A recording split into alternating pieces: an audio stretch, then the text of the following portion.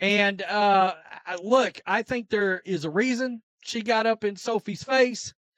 And I don't think I don't think there was any need to sort of bow up to Sophie like that.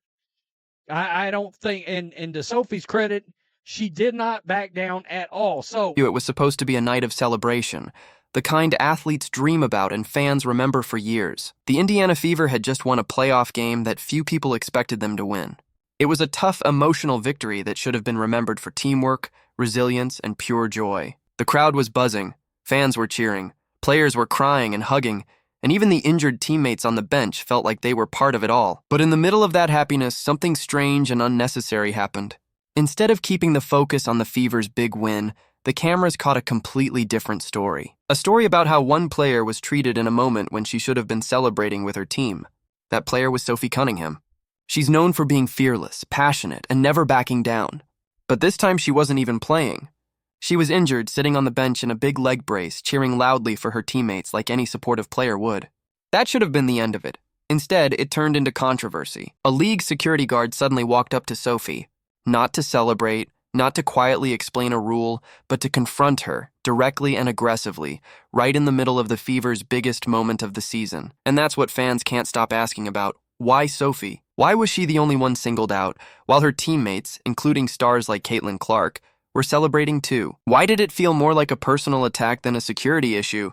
Within minutes, the video of Sophie being confronted spread online. It went viral faster than the actual game highlights. Soon, hashtags were trending, memes were everywhere, and instead of talking about the Fever's victory, the conversation turned to whether the WNBA had just revealed one of its biggest double standards on the biggest stage. The Indiana Fever pulled off a shocking playoff win, a night that should have been pure celebration. Fans roared, players hugged, and even injured teammates felt part of the victory.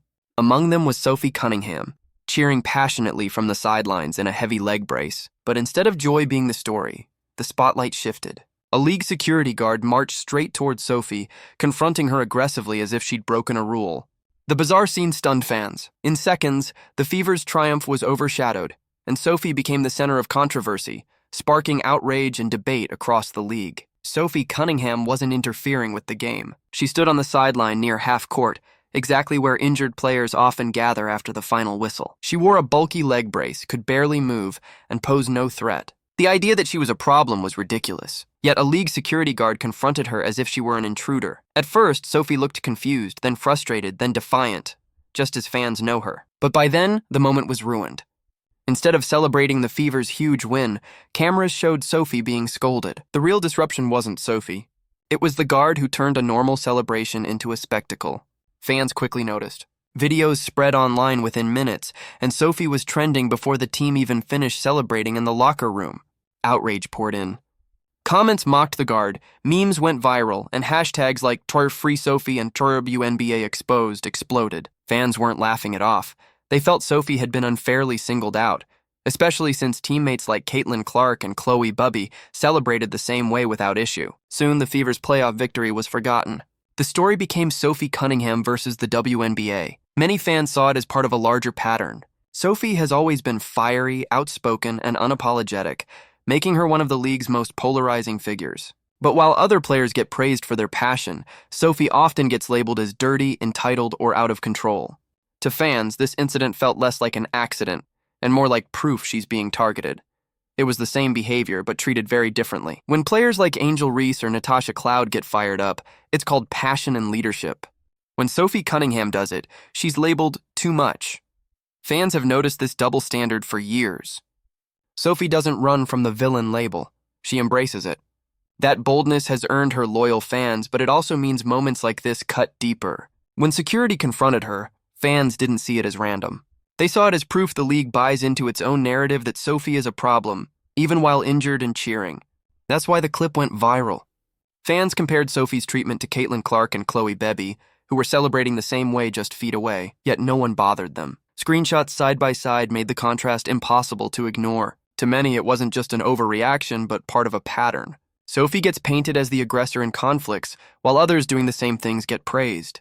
Even in this case, she stayed calm and stood her ground, showing the absurdity of the situation. By morning, the story had grown beyond Sophie. What began as one viral clip had turned into a debate about the WNBA itself, its image, its priorities, and the way it treats its players. Social media exploded after the incident.